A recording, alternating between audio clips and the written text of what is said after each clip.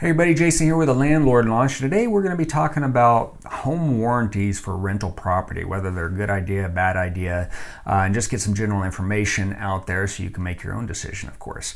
So what is a home warranty? A home warranty is a contract with a company that you pay a deductible or an annual fee and then a deductible.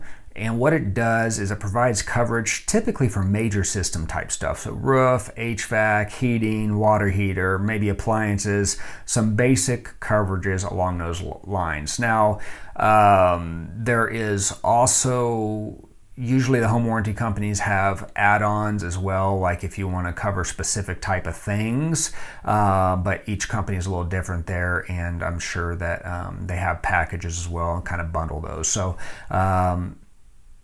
again, the point of it is that you pay them money, and if anything ever goes wrong, you can contact them and they will send somebody out to take care of that for you. Now, the idea seems solid. Seems like it would be a good kind of like insurance policy, for lack of better words, to have, and it kind of looks like and is treated like an insurance policy as well. So again, like I said, there's usually an annual premium, and then there's a deductible. So anytime something were to happen, when you would make a call to file a claim, then there would be a deductible for that as well. And those deductibles can be from anywhere from $75 to $150, generally speaking. The cost of the warranty, the annual premium at least, is going to depend as well on what all you have covered and whatever that package is. And it can be $500, $1,000, anyway, is generally what I see in there. But again, it's going to depend what you decide to have in that coverage. So on the surface, it seems like a good idea, but there are problems that landlords deal with, homeowners in general, but landlords specifically.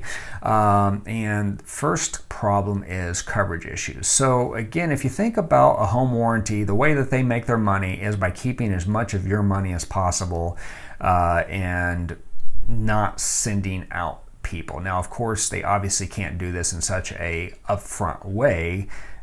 If they never sent anybody out, then, of course, they would go out of business very quickly. But what that creates is all kinds of loopholes and clauses and reasons to deny the potential claim that comes in. And, whether that be pre-existing conditions, whether it's tenant damage, things along those lines. So what you're really going to want to do is make sure to read the fine print, make sure you understand what is covered, what is not covered, and any type of loopholes that could potentially be happening at that point in time. The next thing that I think a lot of landlords deal with is poor quality of service. So kind of going back to the original point that they're trying to hold on to as much money as possible, is that they generally pay the service providers very low, and they look for people that are willing to work for cheap. So these are going to be mom and pop type contractors, which is fine, people without a lot of overhead, people that may be new to the business, maybe people that have a lot less experience than what a normal contractor would, maybe people that are willing to kind of not be honest about their licensing, and if the home warranty company isn't checking on that type of stuff, making sure that they're licensed and insured and things along those lines, that could blow back on you. So what that generally translates into is low quality work, work not being done correctly the first time, slow turnaround, things along those lines. And it ends up being an issue, especially with like slow turnaround, because again, if the contractor is willing to do these things for below market prices, then they are, again, either new and experienced, or they're using this as filler work. So you're not going to be their priority. It's going to be when there's time available, they're going to try to get over there and kind of fill this in. But if a regular job, a regular paying job comes in, that's going to take priority, of course. Now, a couple reasons this becomes a problem is because, one, when a tenant's heat or AC goes out, you need to get it repaired. If there's a hot water issue, you need to get it repaired. And if it takes them a couple days to get over there to just evaluate the situation, you're paying your deductible of whatever that may be, and then they determine what it is, and then they decide, okay, well, we got to order these parts, and then they order their parts, and another week goes by before they can get back over. Well, at a certain point, that tenant is going to have to ask for a concession from you, the landlord, because as part of your agreement, you are supposed to make sure that these things are taken care of, especially if there's situations that kind of make the home like a habitable home, like HVAC and heat and hot water and things along those lines.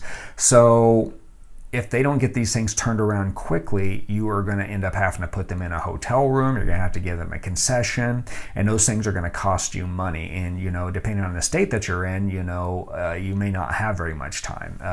Like in some states, HVAC is considered an emergency, and if you can't take care of that, then you have to take care of them in a different way. So again, hotel, concession, things along those lines.